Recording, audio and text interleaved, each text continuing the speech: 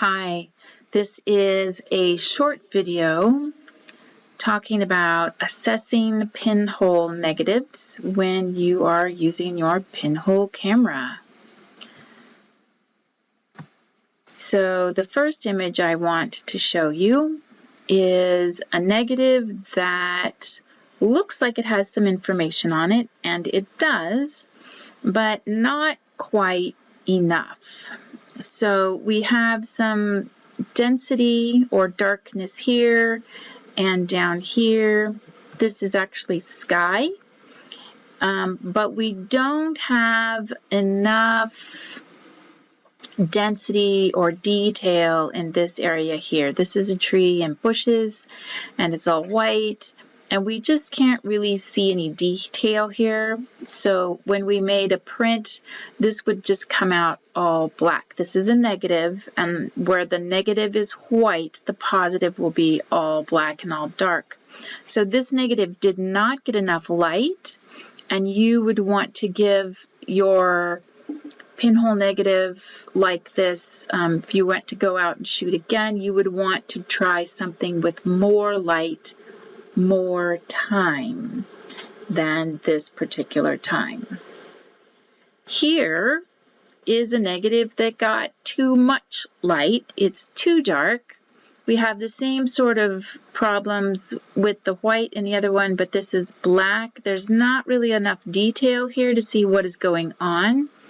I think there's definitely detail in this area here, but this is really too dark, so it's gotten too much light, and you would want to try again by making an exposure with less time. And I'm always going to encourage you to double or have your times instead of trying to guess otherwise. If you have one at 1 minute that's too light and another one at 2 minutes that's too dark, then you know that you want about 1.5 minutes. It can be really hard to kind of sneak up on it otherwise. This is an image that's pretty good.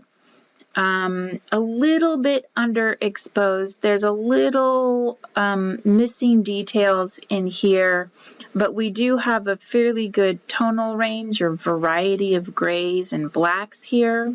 We have a dark person, so this person is a pale person in real life, and we would expect skin tones to look pretty dark, just like our bright sky is going to look black in our negative.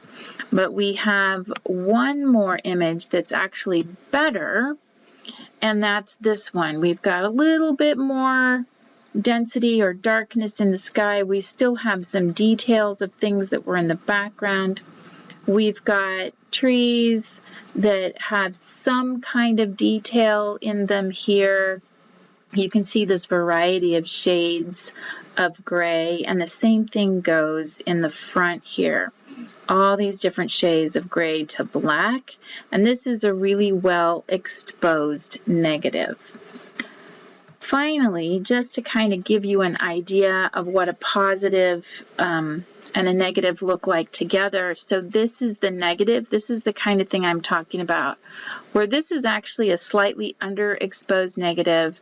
Not enough detail in these areas here, and you can see they turned to pure black over here, and we would really like to see a little bit more detail.